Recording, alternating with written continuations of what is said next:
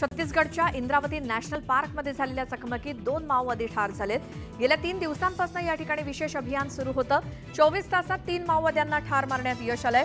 आज सकाळी 2 माओवाद्यांचे मृतदेह सापडलेत। काल ठार झालेल्या माओवाद्यांची ओळख पटलेली असून 50 लाख रुपये बक्षीस असलेला जहाल माओवादी भास्कर असून त्याच्यावर 3 राज्यात गंभीर गुन्हे दाखल आहेत। भास्कर हा माओवाद्यांच्या तेलंगणा राज्य सचिव असून महाराष्ट्र तेलंगणा सीमेवरती माओवाद्यांच्या कारवायांमध्ये त्याची मोठी भूमिका होती।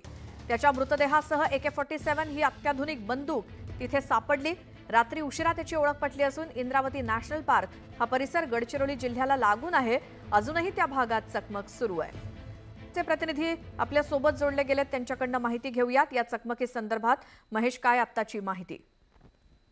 माओवाद्यांच्या विरोधात छत्तीसगडमध्ये सुरक्षा दलांचं आक्रमक अभियान सुरू आहे। महत्त्वाचं म्हणजे काल इंद्रावती नॅशनल पार्क मध्ये मोठी चकमक झाली। गेल्या 3 दिवसापासून या ठिकाणी ऑपरेशन सुरू आहे। पहिल्या दिवशी सुधाकरला ठार मारण्यात आलं होतं आणि काल जहाल माओवादी जो आहे हा भास्कर त्याच्यात ठार झालाय। हा माओवाद्यांच्या तेलंगणा राज्य समितीचा सदस्य आहे। काल दुपारी झालेल्या चकमकीत त्याचा मृत्यू झाला होता। रात्री उशिरा त्याची ओळख पटली आहे। हा माओवाद्यांच्या तेलंगणा राज्य समितीचा सचिव असला तरी हा गेली 30 वर्ष माओवादी संघटनेत आहे। महाराष्ट्र तेलंगणा सीमेवर त्याची सक्रियता बरेच वर्ष होती। म्हणजे दलम अनेकदा जे नदी क्रॉस करून यायचं त्यावेळी हा सुद्धा अनेकदा सोबत असायचा। एकूणच सीमावर्ती भागासाठी भास्करचं मारलं जाणं हे माओवाद्यांसाठी खूप मोठा हादरा आहे।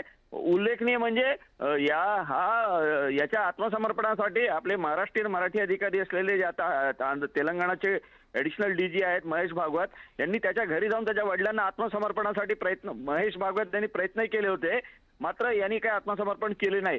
आता महत्त्वाची बाब अशी आहे की माओवाद्यांचे जे मोठे नेते मारले जातात, केंद्रीय समितीचे सदस्य सुधाकर ठार झाला होता, त्याच्यानंतर भास्करचं मारलं जाणं माओवाद्यांसाठी मोठा हादरा आहे।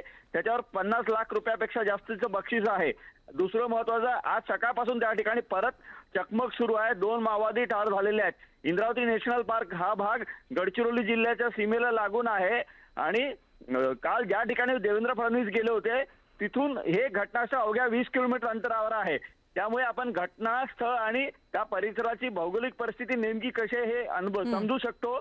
एकूणच आता त्याच्या संदर्भात सुरक्षा दलांचं जे आहे ऑपरेशन अजूनही जंगलात सुरू आहे। संध्याकाळी उशिरापर्यंत त्यात आणखी काय यश मिळतं बघावं लागेल। मार्च 2026 पर्यंत माओवाद संपुष्टात आणण्याचं केंद्रीय गृहमंत्री अमित शाह यांचा जो बिलकुल महेश, धन्यवाद या सगळ्या माहितीसाठी।